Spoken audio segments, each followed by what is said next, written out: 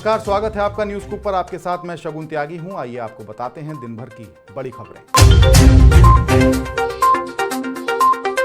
योगी आदित्यनाथ के सख्त आदेश, किसी पर भी अपमानजनक टिप्पणी स्वीकार नहीं। मुख्यमंत्री योगी आदित्यनाथ ने पुलिस प्रशासन को निर्देश देते हुए कहा कि शारदीय नवरात्रे विजयदशमी का पर्व हर्षोल्लास, शांति और सौहार्दपूर्ण माहौल में मनाया जाना चाहिए। यह सुनिश्चित करना हर जनपद और हर थाने की जिम्मेदारी है। माहौल खराब करने वालों को चिन्हित करके उनके खिलाफ कठोर कार्रवाई की जाए। कानून के खिलाफ कार्य करने वालों के साथ सख्ती से निपटा जाए। दरअसल उत्तर प्रदेश के गाजियाबाद में डासना देवी मंदिर के महंत यति नरसिंहानंद गिरी ने हाल ही में एक विवादित बयान दिया था, जिसके बाद मंदिर के बाहर भीड़ ने जमकर हंगामा किया। त्योहारों के मद्देनजर सोमवार को मुख्य सचिव, डीजीपी, अपर मुख्य सचिव गृह और अन्य विभागों के वरिष्ठ अधिकारियों के साथ कानून व्यवस्था की समीक्षा करते हुए मुख्यमंत्री योगी आदित्यनाथ ने कहा कि हर मत और संप्रदाय की आस्था का सम्मान होना चाहिए। शिवराज सिंह चौहान की दो टूक, क्या झारखंड में लागू होगा एनआरसी? झारखंड विधानसभा की कमान केंद्रीय मंत्री शिवराज सिंह चौहान को सौंपी गई है। इसी सिलसिले में शिवराज सिंह चौहान ने एक बयान जारी करते हुए कहा कि भाजपा का विस्तृत घोषणा पत्र आने वाला है, लेकिन यह चुनाव सिर्फ किसी को मुख्यमंत्री बनाने का नहीं है। यह रोटी, बेटी और माटी की रक्षा का चुनाव है और हम इनकी रक्षा के लिए संकल्पित हैं। बांग्लादेशी घुसपैठियों की वजह से यहाँ की जनसंख्या संरचना तेजी से बदल रही है। संथाल परगना में आदिवासी आबादी 44% से घटकर 28% रह गई है। बाकी आबादी भी इन घुसपैठियों के कारण प्रभावित हो रही है और लगातार कम हो रही है। लाडली बहन योजना को लेकर महाराष्ट्र में राड़, शिंदे का ठाकरे पर पलटवार। महाराष्ट्र के मुख्यमंत्री एकनाथ शिंदे ने विधानसभा चुनाव से पहले लोक लुभावन योजनाओं की झड़ी लगा दी है, जिसमें लाडली बहन योजना को महत्वपूर्ण स्थान दिया गया है। जबकि राज्य सरकार की इस योजना को लेकर विपक्ष हमलावर है। उद्धव गुट शिवसेना के नेता आदित्य ठाकरे ने लाडली बहन योजना को लेकर एकनाथ शिंदे पर निशाना साधते हुए कहा कि भाजपा सरकार को यह योजना तब याद आई जब वह चुनाव हार रही है। राज्य में एमवीए की सरकार बनेगी। उन्होंने यह भी दावा किया कि एमवीए सरकार इस योजना के तहत अधिक राशि देगी। वहीं सीएम एकनाथ शिंदे ने कहा कि विपक्ष शुरू से ही लाडली बहना योजना का विरोध कर रहा है। वे कह रहे थे कि यह योजना खराब है और सिर्फ चुनावी जुमला है। वे अदालत भी गए क्योंकि वे डर गए थे, क्योंकि यह योजना सुपरहिट हो गई थी। हमारी सरकार इसे ही उपलब्ध कराती है। हम जो कहते हैं वो करते हैं।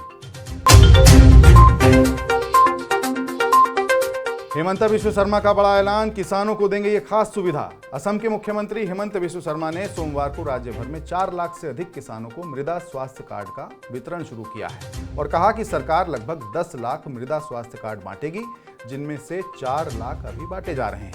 सीएम ने कहा कि हमारे किसान भाई आत्मनिर्भर असम मिशन के मुख्य आधार हैं। हम अपने किसानों के लिए कई पहल समर्पित कर रहे हैं। यह बात सीएम ने एक आधिकारिक कार्यक्रम के दौरान कही और कई बड़े ऐलान किए। बंगाल के कोयला खदान में विस्फोट, 7 लोगों की हुई मौत। पश्चिम बंगाल के बीरभूम जिले में एक कोयला खदान में विस्फोट होने से कम 7 लोगों की मौत हो गई है। इस घटना में कई लोग गंभीर रूप से घायल हुए हैं। यह घटना 7 अक्टूबर को लोकपुर क्षेत्र में स्थित गंगरामचक माइनिंग प्राइवेट लिमिटेड कोलियरी में हुई और विस्फोट के बाद गंगरामचक माइनिंग प्राइवेट लिमिटेड के कई कर्मचारी और वरिष्ठ अधिकारी सुरक्षित स्थानों की ओर भाग निकले। उस वक्त मची खलबली में किसी को भी अंदाजा नहीं हुआ कि कुछ लोग हताहत हो गए हैं। बाद में वहां देखा गया कि जमीन पर लोगों के शव पड़े थे। हिजबुल्लाह का उत्तरी इजराइल पर हमला, 10 लोग हुए घायल। इसी बीच इजराइल से एक खबर आई है। हिजबुल्लाह ने रविवार रात इजराइल के हाइफा शहर पर हमला किया। खबरों के अनुसार हिजबुल्लाह ने पहली बार उत्तरी इजराइल के इस शहर को निशाना बनाया है, जिसमें कम से कम 10 लोग घायल हुए हैं। लोगों को छर्रे और कांच से चोटें आई हैं। सभी को नजदीकी अस्पताल में भर्ती कराया गया है। हिजबुल्लाह ने तिबेरियस शहर पर भी हमला किया, जिसमें एक व्यक्ति घायल हुआ है। वहीं हिजबुल्लाह ने कहा कि उसने इजराइल के कारमेल मिलिट्री बेस को भी निशाना बनाया है। इजराइल अधिकारियों ने कहा कि हिजबुल्लाह ने रविवार को लेबनान से 120 से ज्यादा रॉकेट दागे थे। मोदी का मुइज्जों को संदेश, मालदीव और भारत की दोस्ती को बताया ऐतिहासिक। आज प्रधानमंत्री नरेंद्र मोदी ने मालदीव के राष्ट्रपति मोहम्मद मुइज्जो से मुलाकात की, जिसके बाद उन्होंने एक बयान में कहा कि भारत ने हमेशा पड़ोसी होने का दायित्व निभाया है। पीएम मोदी ने जोर देकर कहा कि भारत और मालदीव के रिश्ते सदियों पुराने हैं और दोनों एक दूसरे के घनिष्ठ मित्र हैं। उन्होंने यह भी कहा कि जो सहायता भारत अभी दे रहा है वह आगे भी जारी रहेगी। पीएम मोदी ने कहा कि हमने रक्षा और सुरक्षा सहयोग के विभिन्न पहलुओं पर विस्तार से चर्चा की। एकथा हार्बर प्रोजेक्ट पर काम तेजी से चल रहा है। भारतीय महासागर क्षेत्र में स्थिरता और समृद्धि के लिए हम मिलकर काम करेंगे। कोलंबो सिक्योरिटी कॉन्क्लेव में फाउंडिंग मेंबर के रूप में जुड़ने के लिए मालदीव का स्वागत है। हमारे पड़ोसी देश, हमारी पड़ोसी नीति और सागर दृष्टि में मालदीव का महत्वपूर्ण स्थान है। रायबरेली में टला ट्रेन हादसा, रेलवे ट्रैक हो गया गायब। रायबरेली में रविवार रात लोको पायलट की सूझबूझ से एक बड़ा ट्रेन हादसा टल गया। रेलवे ट्रैक पर पड़े बालू के ढेर को देखकर लोको पायलट ने पैसेंजर ट्रेन रोक दी। बताया जाता है कि सड़क निर्माण के लिए ले जाए जा रहे बालू लदे ट्रक से बालू गिरने के कारण रेलवे ट्रैक पूरी तरह से ढक गया। पूरा मामला रघुराज सिंह रेलवे स्टेशन के पास का है, जहां से रायबरेली रघुराज सिंह पैसेंजर ट्रेन गुजर रही थी।